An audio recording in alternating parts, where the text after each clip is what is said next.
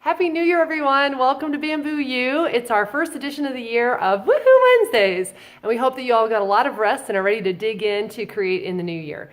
We thought we would start with something practical because we're all dreaming of all of our New Year's resolutions and all of our ideas and our pipelines that we want to create this year. But sometimes we have to get down to judging them. And so we thought we'd give you a really easy tool called the PCA sort, which stands for Paired Comparison Analysis. We use this all the time at Bamboo. You can use it to judge a group of ideas amidst a mixed group of people in your team. You can use it to judge it against a core strategy. You can list a bunch of strategies and judge your strategies. Or you can even use it to judge where you're going on your personal vacation with your family. So this is a great way to get alignment. It's a great way to make sure that you're on strategy. It's a great way to also make sure that you're on brand. So I'm going to show you an example, and I'm going to give you a downloadable tool that you can use all the time on your own. Have fun with it.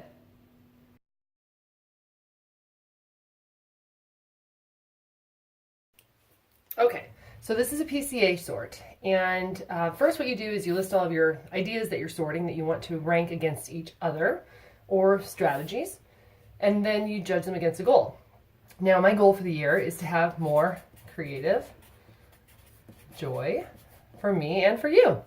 So personally for 2018 I have a whole bunch of things that I want to do, and I'm going to rank them and see where I should spend my time and energy. Okay, so first I thought it would be really great to take some cooking classes because I love to cook, but I'm not a great cook. I would love to go to TED or TEDx. I want to read more fiction because I read basically nonfiction business books. I want to do more charity work. I haven't had a chance to do enough. I want to write a book or two. I think it would be really cool to have a neighborhood festival and organize that. And I love traveling. Who doesn't love traveling? So I want to do that. I want to coach an incubator again for startups. I did that last year and that was really cool. And I want to refine my Spanish so that when I travel I don't embarrass myself. So what we're going to do now is I've got all these. I'm going to rank them against each other. Now the way we rank them is we rank A in this row and put in this box the comparison of A to B, which is TEDx. So cooking class versus TED or TEDx. I'm going to say which one gives me more creative joy. So I'm going to rank it based on this scale down here. Which one gives me more joy? And then once I rank it, is it slightly more joy, moderately more joy, or much more joy? So cooking classes versus TEDx, which one's going to give me more creative joy? So I'm sure that TEDx is going to be really inspiring, and I think it's probably going to be a lot more inspiring, so I'm going to say it's 3. It's much more creative joy. Cooking class versus reading more fiction. That's tough because I could be really drawn into fiction, but I'm going to say cooking classes. I'm going to say it's probably moderately more joy, more creative joy. Cooking classes against D, charity work for creative joy. I think D because I really enjoy solving problems for nonprofits. And probably a 2, so moderately more creative joy than cooking classes. Cooking classes A versus E. Down here, E, writing a book. I'm going to say E. So I think that's going to give me a lot more creative joy, and it's probably a 3. Cooking classes versus a neighborhood festival. Creative joy, probably a fair amount, and I'm going to say it's a 2. Cooking classes versus travel. Travel always gives me creative joy. But cooking could also be amazing, so I'm going to say it's a 2. Cooking classes versus coaching an incubator. That definitely gives me a ton of creative joy, and I know I've done it before, so I'm going to give that a 3. Cooking classes versus Spanish lessons. I'm going to say cooking classes, and probably only 1, because they're both going to be really challenging. Then you go again through the other rows. So B, TEDx against C, because you don't compare B to B. B against fiction. I'm going to say TEDx, and probably a 3.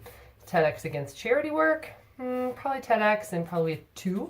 TEDx against writing a book. That's a tough one. Probably B, just because I like listening to so many people that are from all these different places. I'm going to say a 2. So I'm going to keep filling this in. I will let you see the results, and I'm going to stop the video now, fill it in, and then I'll show you how to total this. So just hang on a second.